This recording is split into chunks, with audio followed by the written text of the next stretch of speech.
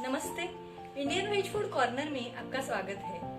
आज हमारी नई रेसिपी है चावल की खीर।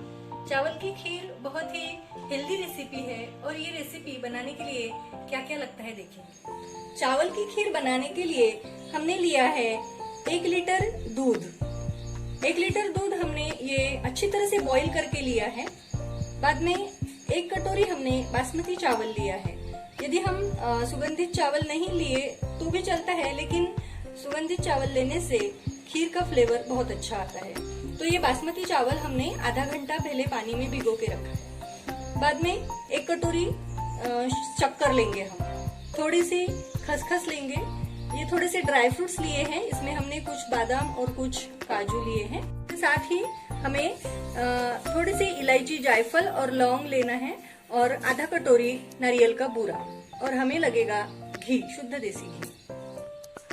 सबसे पहले हम गैस पे दूध रखेंगे गर्म होने के लिए। एक साइड में हमने पैन में 1 चम्मच घी लिया है और उसमें हम ये जो हमारे चावल है, बासमती चावल, वो घी में डालेंगे और इनको थोड़ी देर रोस्ट करेंगे 2-3 मिनट के लिए।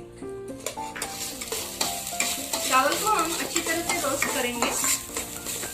इससे घी में चावल रोस्ट करने से हमारी जो खीर है उसको बहुत अच्छी खुशबू आएगी, बहुत अच्छा फ्लेवर आएगा। देखिए अभी ये चावल के दाने रोस्ट हो गए हैं। हमें सिर्फ 2-3 मिनट तक ही इनको रोस्ट करना है और अभी हम इनको मिक्सी में इसकी पाउडर बना लेंगे, लेकिन बहुत ज्यादा महीन पाउडर नहीं बनानी है हमको। हमने जो ये 2 चम्मच खसखस ली है, इसको हम थोड़ी देर रोस्ट करेंगे। ये जो हमारा घी वाला पैन था, बस उसी में हम डाल के इसको 2 मिनट के लिए रोस्ट करेंगे। देखिए मिक्सी में हमने ये चावल मोटे मोटे पीस लिए हैं। देखिए इस तरह से, बहुत ज्यादा महीन नहीं, ऐसे मोटे मोटे हमको चावल को पीसना है। और जो हमने ड्राई फ्रूट्स लिए थे उनकी भी हमने ऐसे कट्स कर लिए हैं बारीक बारीक।